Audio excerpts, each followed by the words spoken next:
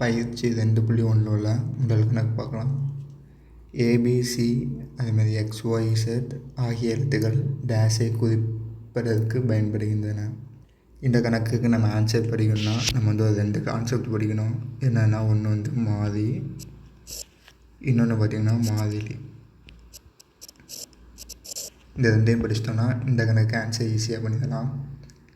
நம்ம முதல் பாடத்தில் ஒரு கூட்டலுக்கு ஒரு பண்பு படித்தோம். என்ன பண்புனா, எந்த ஒரு 2 நம்பரை கூட்டும் போதும் அதோட வரிசையை மாற்றி வச்சு கூட்டினா ஆன்சர் பார்த்திங்கன்னா சேம் ஆன்சர் தான் கிடைக்கும். எக்ஸாம்பிளாக இங்கே பார்த்திங்கன்னா 1 + 2 3 கிடைக்கும், 2 + 1 3 தான் கிடைக்கும். அதேமாரி தான் 5 + 6 பார்த்திங்கன்னா நமக்கு 11 கிடைக்கும், 6 + 5 பார்த்திங்கன்னா நமக்கு 11 தான் கிடைக்கும். இன்னொரு நம்ம எக்ஸாம்பிள் பார்க்கலாம். 10 + 11 பார்த்திங்கன்னா 21 கிடைக்கும். 11 + 10 பார்த்திங்கனாலும் 21 தான் கிடைக்கும். இங்கே பார்த்திங்கன்னா வரிசையை மாற்றினால நமக்கு கிடைக்கிற ஆன்சர் பார்த்திங்கன்னா சமமாக தான் இருக்குது. இதை தான் கூட்டலோட நம்ம பரிமாற்று விதின்னு சொல்லுவோம். இந்தமாரி நம்ம பார்த்திங்கன்னா லட்சம், கோடி, 10 கோடின்னு சொல்லி ஏகப்பட்ட எக்ஸாம்பிள் கொடுக்க முடியும். நம்மளால் அவ்வளோ எக்ஸாம்பிளும் எழுத முடியாது. ஸோ அதனால் நம்ம இதை எப்படி சொல்லணும்னா A + B = B + Aன்னு சொல்லிடுவோம். இப்போ ஃபஸ்ட்டு கணக்கில் ஏயோட வேல்யூ பார்த்திங்கன்னா 1, பியோட வேல்யூ பார்த்திங்கன்னா 2. இப்போ இங்கே ஏக்கு பதிலாக 1ம் பிக்கு பதிலாக 2ம் பார்த்தோம்னா அந்த ஃபஸ்ட்டு இது கிடைச்சிடும். அதேமாதிரி செகண்டு கணக்கில் ஏயோட வேல்யூ பார்த்திங்கன்னா 5, பியோட வேல்யூ பார்த்திங்கன்னா 6. தேர்டு கணக்கில் ஏயோட வேல்யூ பார்த்திங்கன்னா 10, பியோட வேல்யூ பார்த்திங்கன்னா 11. ஃபஸ்ட்டு கணக்கில் பார்த்திங்கன்னா ஏங்கிறது 1, ரெண்டாவது கணக்கில் 5, மூணாவது கணக்கில் 10. இங்கே கணக்குக்கு ஏற்ற மாதிரி இங்கே ஏயோட வேல்யூவும் அதாவது மதிப்பும் பார்த்திங்கன்னா மாறிக்கிட்டே வருது.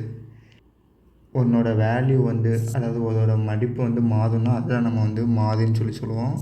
இந்த மாதியை நம்ம இங்கிலீஷில் ஸ்மால் லெட்டர்ஸ் யூஸ் பண்ணுவோம். அதாவது small letter A, B, Cலேருந்து Z வரைக்கும் சொல்லிப்போம். ஸோ பேசிக்காக மாதினாலே அதோட மதிப்பு மாறக்கூடியது. மாதிலினா அதோட மதிப்பு மாறாது. எக்ஸாம்பிளுக்கு பார்த்திங்கன்னா 5யோட மதிப்பு எப்பவுமே 5 தான். நம்ம ஒரு 6 பொருள் எடுத்துகிட்டு அதை 5ன்னு சொல்லி குறிக்க மாட்டோம். அதுமாதிரி 1ஓட வேல்யூ எப்போவுமே 1 தான், 0ஓட வேல்யூ எப்போவுமே 0 தான். இந்தமாரி இதோட வேல்யூலாம் மாறாதோ அதாவது மதிப்பு மாறாதோ அதை தான் நம்ம மாதிலின்னு சொல்லுவோம். நம்ம கொஸ்டினில் பார்த்திங்கன்னா ABC XYZ இல்லை DEF எல்லாமே வரும். ஆகிய எழுத்துக்கள் டேஷை குறிக்கப்படுகின்றன, மாதியை குறிக்க பயன்படுகின்றன. அடுத்து 2வது கணக்கு பார்த்திங்கன்னா Fலிருந்து 5ஐ குறைத்தல் என்பதற்கான இயற்கணித கூட்டு. நம்ம இந்த இங்கிலீஷ் லெட்டரில் ஒரு சமன்பாட்டில் வந்தாலே நம்ம இயற்கணித கூட்டுன்னு சொல்லுவோம். பார்த்திங்கன்னா Fலிருந்து 5ஐ குறைக்க சொல்லியிருக்காங்க. ஸோ நம்ம F ஃபஸ்ட்டு எழுதுவோம். அதில் 5 குறைத்தல்னால் கழித்தல் ஆகும். இதுதான் பார்த்திங்கன்னா 2வது கொஸ்டினுக்கான ஆன்சரு. 3வது கொஸ்டினுக்கான ஆன்சர் பார்த்திங்கன்னா எஸ்ஐ 5ஆல் வகுத்தால் என்பதற்கான இயற்கணித கூற்று. எஸ்ஸுக்கு நம்ம எஸ் எப்பவும் போல் போட்டுருவோம். வகுத்தலுக்கு வகுத்தல் சிம்பிள் போட்டு 5ன்னு போட்டா போடும். இதுதான் பார்த்திங்கன்னா 3வது கொஸ்டினுக்கான ஆன்சரு. அடுத்து 4வது கொஸ்டின் பார்த்திங்கன்னா தற்போது ஏயின் வயது Nன்னு சொல்லி கொடுத்துட்டாங்க. எனில் 7 ஆண்டுகளுக்கு முன்பு ஏயின் வயது என்னன்னு சொல்லி கேட்குறாங்க. எடுத்துக்காட்டாக இப்போ நம்மளோட வயசு 10ன்னு சொல்லி எடுத்துக்கிறோம். இந்த வருஷம் 7 வருஷத்துக்கு முன்னாடி நம்மளோட வயசு என்னதாக இருக்கும்? 10லேருந்து 7 கழிச்சோன்னா நமக்கு பார்த்திங்கன்னா 3 இருக்கும். அதேமாதிரி தான் இப்போ ஏயோட வயசும் பார்த்திங்கன்னா இந்த வருஷம் N, 7 வருஷத்துக்கு முன்னாடி அதோட வயசு என்னவாகும்னா N-7. அடுத்து 5வது கணக்கு பார்க்கலாம். P - 5 = 12ன்னு சொல்லியிருக்காங்க. அதாவது Pலேருந்து 5 கழிச்சதுக்கப்புறம் தான் கிடைக்கிற ஆன்சர் 12னா 5 கழிக்கிறதுக்கு முன்னாடி இருந்த Pயோட மதிப்பு என்னன்னு சொல்லி கேட்குறாங்க. இதுக்கு ஆன்சர் கண்டுபிடிக்கிறது சிம்பிள் தான். Pலேருந்து கழிச்ச 5 நம்ம அப்படியே கூட்டிடுவோம். 2 சைடும் பார்த்திங்கன்னா கூட்டணும். நமக்கு கொஸ்டினில் Pலேருந்து 5 கழிச்ச ஆன்சர் 12னா P என்னன்னு கேட்டுருக்காங்க. நம்ம அதுக்கு கழிச்ச 5 அப்படியே கூட்டுறோம். கூட்டினதுக்கப்புறம் பார்த்திங்கன்னா -5ம் பாசிட்டிவ் 5 சேர்ந்து பார்த்திங்கன்னா 0 ஆயிடும். ஸோ p + 0 வந்து p தான் இருக்கும். இந்த சைடு பார்த்திங்கன்னா 12யும் 5யும் கூட்டினா நமக்கு ஆன்சர் பார்த்திங்கன்னா 17 கிடைக்கும். ஸோ பியோட வேல்யூ பார்த்திங்கன்னா 17. அடுத்து 2வது சம்மில் ஃபஸ்ட்டு கணக்கு பார்க்கலாம். ஒரு பென்சிலுக்கு வந்து மொத்த நீளம் வந்து 6 சென்டிமீட்டர்னு சொல்லி கொடுத்தாங்க. அதில் ஏபின்னு சொல்லி 2 பார்ட் இருக்குது. ஸோ இந்த ப்ளூ கலர் பார்ட்லாம் பார்த்திங்கன்னா ஏயோட அலகு, இந்த ஒயிட் கலர் பார்ட்லாம் பார்த்திங்கன்னா பியோட அலகு கொடுத்துட்டு பியோட நீளம் வந்து A-6ன்னு சொல்லியிருக்காங்க. இது வந்து நம்ம சரியாக தவறுன்னு சொல்லி சொல்லணும். நமக்கு பியோட நீளம் எப்படி கிடைக்கும்னா, மொத்தம் இந்த 6 சென்டிமீட்டர்லேருந்து இந்த ஏயோட அளவு என்னவோ அதை நம்ம கழிச்சோன்னா நமக்கு பார்த்திங்கன்னா பியோட நீளம் கிடைக்கும். ஆனால் கொஸ்டினில் என்ன கொடுத்துருக்காங்கன்னா A-6. A-6ங்கிறது சாத்தியம் இல்லை. ஏன்னா மொத்த பென்சிலோட நீளமே 6 தான் ஆகும்போது ஏயோட மதிப்பு வந்து 4 இல்லைன்னா பியோட மதிப்பு 2 அந்த மாதிரி சின்னதாக தான் இருக்கும். 6 விட சின்னதாக தான் ஏயோட மதிப்பு இருக்கும். ஆனால் இங்கே பார்த்திங்கன்னா பெருசாக கொடுத்துருக்காங்க. ஃபஸ்ட்டு கொஸ்டினுக்கு ஆன்சர் பார்த்திங்கன்னா தவறு. செகண்ட் கொஸ்டின் பார்த்திங்கன்னா, ஒரு ஆப்பிளின் விலை X மற்றும் ஒரு பனானாவின் விலை 5, அதாவது 5 எனில் இவ்விரண்டு பழங்களின் மொத்த விலை X + 5 ஆகும். ஆன்சர் பார்த்திங்கன்னா சரிதான். ஏன்னா இப்போ எடுத்துக்காட்டாக நம்ம ஒரு ஆப்பிள் வாங்குறோம், அது 5 ரூபா, ஒரு பனானா 10 ரூபானா ரெண்டையும் கூட்டும்போது நமக்கு ஆன்சர் பார்த்திங்கன்னா 15 தான் கிடைக்கும். ஸோ மொத்த விலைங்கும்போது நம்ம கூட்டல் தான் யூஸ் பண்ணுவோம். அதேமாதிரி இங்கேயும் கூட்டல் யூஸ் பண்ணியிருக்காங்க. ஸோ 2வது கணக்கான ஆன்சர் பார்த்திங்கன்னா சரி. 3வது கணக்கு பார்க்கலாம். Cயின் 3 மடங்கை விட 10 அதிகம் என்னும் கூற்று 10C + 3 குறிக்கிறது. ஃபஸ்ட்டு இதை நம்மளே எழுதுவோம். Cயின் 3 மடங்கு, மடங்குனா எப்போவுமே பெருக்கல் பார்த்துக்கோங்க. இவங்க 3 மடங்குன்னு சொல்லிக்கிறனால 3Cன்னு சொல்லி போட்டுடலாம். எதுவுமே இல்லைன்னா பெருக்கல்ல இருக்குன்னு அர்த்தம். ஓகேங்களா? விட இந்த 3Cயை விட 10 அதிகம்னா 10 வந்து கூட்டணும் மற்றவங்க. ஆனால் கணக்கில் என்ன கொடுத்துட்டாங்கன்னா C கூட 10 கொடுத்துட்டாங்க. ஸோ 3வது கொஸ்டினுக்கான ஆன்சர் பார்த்திங்கன்னா தவறு தான். அடுத்து 4வது கணக்கு பார்க்கலாம். 10 அரிசி பைகளின் விலை T எனில் ஒரு அரிசி பையின் விலை T/10 ஆகும். இதை நம்ம ஒரு எக்ஸாம்பிள் வச்சு பார்க்கலாம். இப்போ 10 அரிசி பைகளின் விலை 50 ரூபான்னு வச்சு கொடுத்தோன்னா ஒரு அரிசி பையோட விலை எப்படி கண்டுபிடிப்போம்? இந்த 50 வந்து 10ஆக பிரித்தா நமக்கு கிடைக்கும். இதை கணக்கு மூலமாக நம்ம பிரிக்கிறதுக்கு என்ன யூஸ் பண்ணுவோம்னா வகுத்தல் யூஸ் பண்ணுவோம். ஸோ 50 10ஆல் வகுத்தோம்னா நமக்கு பார்த்திங்கன்னா 5×50 கிடைக்கும். ரிமைனிங் 0 வந்துடும். இங்கே நமக்கு ஆன்சர் பார்த்திங்கன்னா 5 தான். அப்போ ஒரு அரிசி பையோட விலை பார்த்திங்கன்னா 5 ரூபா. 5 வந்து நம்ம 10 டைம் கூட்டினோன்னா நமக்கு பார்த்திங்கன்னா இங்கே 50 கிடச்சிடும். இதே கணக்கை வந்து இங்கே ஃபாலோ பண்ணோன்னா இங்கே பார்த்திங்கன்னா 50க்கு பதிலாக அந்த அரிசி பையோட ரேட் வந்து T கொடுத்துட்டு மொத்தம் ஒரு அரிசி பையோட ரேட்டு நினைக்கிறாங்க. நம்ம வந்து 10ஆல் வகுத்தோம்னா நமக்கான ஆன்சர் கிடச்சிடும். 4வது கொஸ்டினுக்கான ஆன்சர் பார்த்திங்கன்னா சரி. 5வது கொஸ்டின், Q மற்றும் 20 பெருக்கல் பலன் 20Q ஆகும். நம்ம இயற்கணிதத்தில் வந்து இப்போ 20ஐயும் Qவையும் பெருக்கணும்னா இப்படி நான் எழுதுவோம் பார்த்துக்கோங்க. ஆனால் இது வந்து எல்லா நேரமும் இப்படி X போட்டு எழுதிட்டே இருக்க மாட்டோம். அதாவது பெருக்கல் சிம்பிள் போட மாட்டோம். அதுக்கு பதிலாக தான் இந்த மாதிரி 20Qன்னு சொல்லி போட்டுருவோம். இப்படி 2 இது பார்த்திங்கன்னா மாறிலி, இது பார்த்திங்கன்னா மாறி. இந்த மாறிலிக்கும் நடுச்சில் எதுவுமே இல்லைன்னா பெருக்கல் இருக்குன்னு அர்த்தம். அப்போ பார்த்திங்கன்னா 5வது கணக்கும் பார்த்திங்கன்னா ஆன்சர் சரி. அடுத்து 3வது கணக்கு பார்க்கலாம்.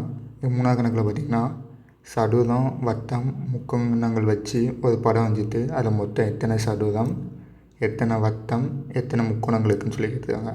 இங்கே பார்த்திங்கன்னா ஃபஸ்ட் கணக்கு இதில் பார்த்திங்கன்னா ஒரு சதுரம் இருக்குது. அதனால் இங்கே பார்த்திங்கன்னா 1 கொடுத்துருக்காங்க. வட்டம் பார்த்திங்கனாலும் 1 தான் இருக்குது. ஆனால் முக்கோணங்கள் பார்த்திங்கன்னா 2 தான் இருக்குது. அதனால் 2 போட்டுருக்காங்க. 2வது படத்தில் பார்த்திங்கன்னா அதே படத்தை தான் 2 டைம் கொடுத்துருக்காங்க. அதுமாதிரி 3வது படத்தில் பார்த்திங்கன்னா அதே படத்தை பார்த்திங்கன்னா 3 டைம் கொடுத்துருக்காங்க. அப்போ 4வது அமைப்புன்னு எதை சொல்லுறாங்கன்னா இதே படம்னா 4 டைம், 5வது அமைப்புனா அதே படத்தை 5 முறை கொடுத்துருக்காங்க. ஒன்று மட்டும் எப்போவுமே ஞாபகம் வச்சுக்கோங்க, என்னென்னா இந்தமாரி ஒரே இதை வந்து மீண்டும் மீண்டும் கூட்டுறோம் அப்படின்னாலே அது பார்த்திங்கன்னா பெருக்கல் தான். எடுத்துக்காட்டாக இங்கே பார்த்திங்கன்னா ஒரு படத்தில் எப்போவுமே 2 முக்கோணம் தான் இருக்கும். அதேமாரி இன்னொரு படத்துலையும் எப்போவுமே 2 முக்கோணம் தான் இருக்கும். இப்போ நமக்கு இந்த மொத்தமாக கேட்கும்போது 2ஐயும் கூட்டணும். 2 மீண்டும் மீண்டும் கூட்டுறது ஒன்று தான், இல்லைன்னா அந்த நம்பரால் பெருக்கிறது ஒன்று தான். இப்போ 2 டைம் பெருக்கினாலும் நமக்கு ஆன்சர் 4 தான் கிடைக்கும். 2ஐயும் கூட்டினாலும் 4 தான் கிடைக்கும். அதேமாரி தான் பாருங்க, இந்த படத்துக்கு ஒரு 2 முக்கோணம், இந்த படத்துக்கு ஒரு 2 முக்கோணம், இந்த படத்துக்கு ஒரு 2 முக்கோணம். நம்மக்கிட்ட மொத்தம் 3 2 இருக்குனால 3 2 6. அதாவது ஒன்றும் இல்லை, மீண்டும் மீண்டும் கூட்டுதலுக்கு வந்து நம்ம வந்து பெருக்கல் தான் யூஸ் பண்ணுவோம். அதேமாதிரி பார்த்திங்கன்னா இப்போ சதுரத்தை வந்து 4வது அமைப்பில் 4 டைம் கூட்டுறதுக்கு 1 × 4 போது தான் நமக்கு ஆன்சர் 4 கிடச்சிடும். மொத்தமும் பார்த்திங்கன்னா 4 தான் இருக்கும், ஏன்னா 1 × 4. முக்கோணங்கள் பார்த்திங்கன்னா ஒரு படத்துக்கு 2 முக்கோணம் இருக்குது, மொத்தம் 4 முக்கோணம் வரும். அப்போது 4 × 2 நமக்கு ஆன்சர் பார்த்திங்கன்னா 8 கிடைக்கும்.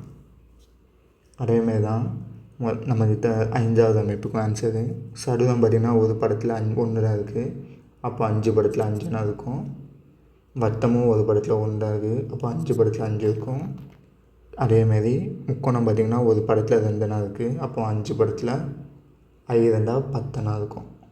நம்ம வந்து 2 5 டைம் கூட்டணும். 2 5 டைம் கூட்டுறதும் ஒன்று தான், 5ஆல் பெருக்கிறதும் ஒன்று தான். அடுத்து 4வது கணக்கு பார்த்திங்கன்னா, அறிவழகன் அவரது தந்தையை விட 30 வயது இளையவன். அறிவழகனின் வயதை அவரது தந்தையின் வயதை கொண்டு எழுதவும். அறிவழகனோட வயசு வந்து அவங்க அப்பாவோட வயசோட 30 வயசு கம்மின்னு சொல்லிட்டாங்க, அவ்வளோதான் சொல்லியிருந்தாங்க. அதை வந்து நம்ம ஒரு இயற்கணித கூற்று மாதிரி எழுதணும். இப்போ எடுத்துக்கிட்டால் அறிவழகனோட அப்பாவோட வயசு 50னா இதுலேருந்து 30 கழிச்சோன்னா 20 கிடைக்கும். அதுதான் பார்த்திங்கன்னா அறிவழகனோட வயசு. அறிவழகனோட அப்பா வயசு தெரியாது, நம்ம அதை எடுத்துக்கிட்டால் எக்ஸ்ன்னு வச்சுக்குவோம். அதுலேருந்து 30 கழிச்சோம்னா நமக்கு பார்த்திங்கன்னா அறிவழகனோட வயசு கிடச்சிடும். இதுதான் பார்த்திங்கன்னா இந்த கணக்குக்கான ஆன்சரு. அடுத்து பார்த்திங்கன்னா u என்பது இரட்டை எண்ணெனில் பின்வருவனத்தை எவ்வாறு குறிப்பிடுவான்னு சொல்லி கேட்டுருக்காங்க. இப்போ ஃபஸ்ட்டு இரட்டை எண்ணெய் எதுன்னு பார்ப்போம்.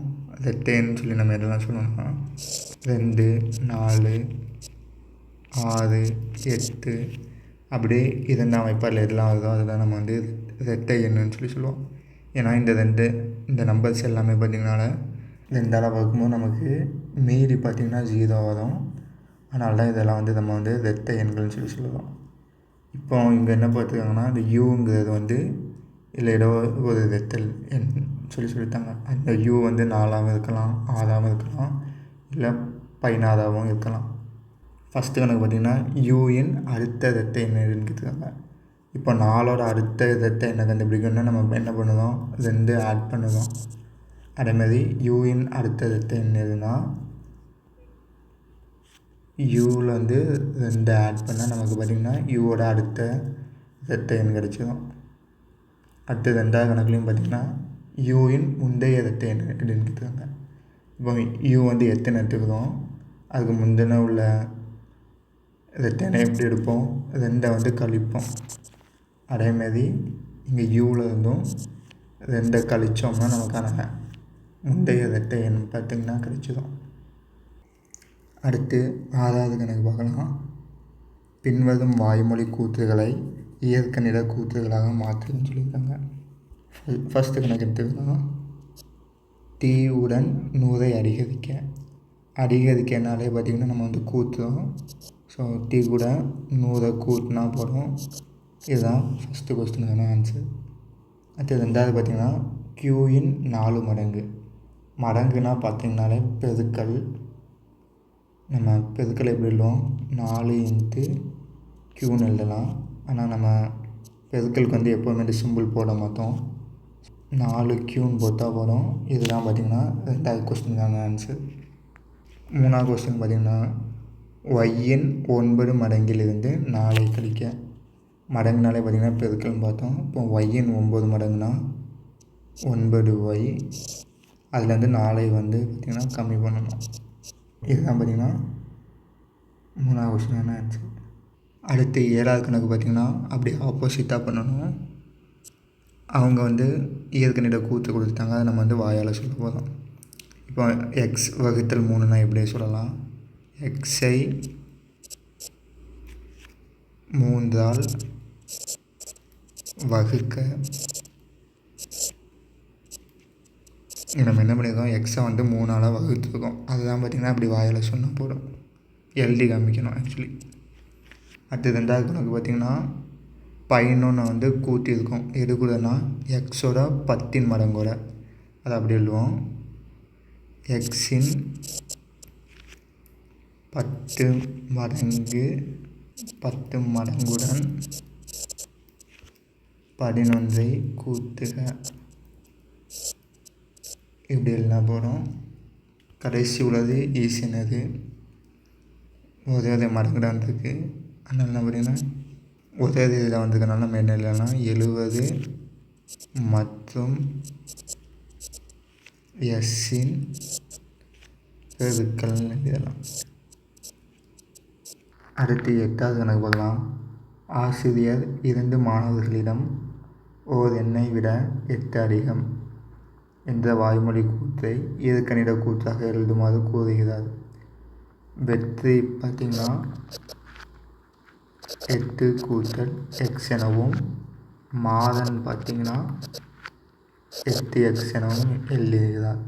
யாருடைய விடை சரியானன்னு சொல்லி கேட்குறாங்க. ஃபஸ்ட் நம்ம கண்டுபிடிப்போம். ஓர் எண்ணை விட 8 அதிகம். ஓர் எண், அந்த ஓர் எண்ணுங்கிறது தெரியாது நமக்கு. அது 5ஆகவும் இருக்கலாம், 6ஆகவும் இருக்கலாம், 7ஆகவும் இருக்கலாம், எதானாலும் இருக்கலாம். அந்தமாதிரி மாறி வந்துச்சுனாலே நம்ம அதை எப்படி எழுதுவோம்? ஒரு வேரியபிள் யூஸ் பண்ணி எழுதுவோம். இந்த இடத்துல எக்ஸ்ன்னு எடுத்துக்கிறோம். அதை விட பார்த்திங்கன்னா 8 அதிகம். இங்கே பார்த்திங்கன்னா இந்த ஆன்சர் பார்த்திங்கன்னா வெற்றியோட ஆன்சருக்கு தான் பார்த்திங்கன்னா மேட்ச் ஆகுது. ஸோ 8வது கொஸ்டினுக்கான ஆன்சர் பார்த்திங்கன்னா வெற்றியோட விடை தான் பார்த்திங்கன்னா கரெக்டு. அதுமாரி 9வது கணக்கு பார்க்கலாம். ஜி ஆனது 300 எனில், அதாவது ஜியோட மதிப்பு பார்த்திங்கன்னா 300ன்னு சொல்லி கொடுத்துட்டாங்க. அப்படின்னா ஜி -1 என்னன்னு சொல்லி கேட்டுருக்காங்க. அதேமாதிரி ஜி +1 என்னென்னு கேட்டுருக்காங்க. இதுக்கான ஆன்சர் என்ன தான்? சிம்பிள் தான். ஜி இருக்கிற இடத்துலலாம் 300 போகிறதுக்கு முடிஞ்சிடும். ஃபஸ்ட் கணக்கு பார்த்திங்கன்னா 300 - 1 பார்த்திங்கன்னா 299. அடுத்து பார்த்திங்கன்னா 300 கூட்டல் 1, அது பார்த்திங்கன்னா 301. முதல் கணக்கான ஆன்சர் பார்த்திங்கன்னா 299. 2வது கணக்கு ஆன்சர் பார்த்திங்கன்னா 301. கடைசியாக 10வது கணக்கு பார்க்கலாம். இங்கே பார்த்திங்கன்னா கேயோட மதிப்பு கொடுத்துட்டாங்க. மற்ற கேட்டுக்கு என்னென்னா கேலேருந்து 3 வகுத்தா என்ன கிடைக்குமோ அதெல்லாம் கேட்டுருக்காங்க. ஃபஸ்ட்டோட இதில் பார்த்திங்கன்னா கேயோட மதிப்பு பார்த்திங்கன்னா 3. இந்த 1 எப்படி கிடச்சிருக்குன்னா இங்கே k/3 கேக்கு பதிலாக நம்ம 3 போட்டுருவோம். கீழாகி இன்னொரு 3 இருக்குது. இப்போ 2ஐயும் வகுத்தோன்னா நமக்கு ஆன்சர் பார்த்திங்கன்னா 1 தான் கிடைக்கும். அதுதான் இந்த 1ல் போட்டுருக்காங்க. அதேமாதிரி 2வது பாக்ஸில் பார்த்திங்கன்னா கேயோட மதிப்பு பார்த்திங்கன்னா 6. நமக்கு கீழே k/3க்குனால 3 போடுவோம். 6ஐயும் 3ஐயும் வகுத்தா நமக்கு பார்த்திங்கன்னா 2 கிடைக்கும். இந்த 2 தான் இங்கே கிடைச்சிருக்கு. இதேமாதிரி பார்த்திங்கன்னா 3வது கணக்கு பார்க்கலாம். நமக்கு கேயோட மதிப்பு வந்து, அதாவது k/3யோட மதிப்பு தான் எப்போவுமே நம்ம வந்து கண்டுபிடிக்க போகிறோம். 3வதுல பார்த்திங்கன்னா கேயோட மதிப்பு பார்த்திங்கன்னா 9. 9ஐ 3ஆல் வகுத்தோன்னா நமக்கு பார்த்திங்கன்னா 3 கிடைக்கும். அப்போ 3rd பாக்ஸில் 3 வந்துடும். அடுத்து கேயோட மதிப்பு பார்த்திங்கன்னா 12. 12 3ஆல் வகுத்தோன்னா நமக்கு ஆன்சர் 4 கிடைக்கும். டேரெக்டாக நம்ம ஆன்சர் எழுதுவோம். 15 3ஆல் வகுத்தோன்னா நமக்கு பார்த்திங்கன்னா 5×3 15 கிடைக்கும். 6×3 18 கிடைக்கும். இதுதான் பார்த்திங்கன்னா 10வது கொஸ்டினுக்கான ஆன்சர்.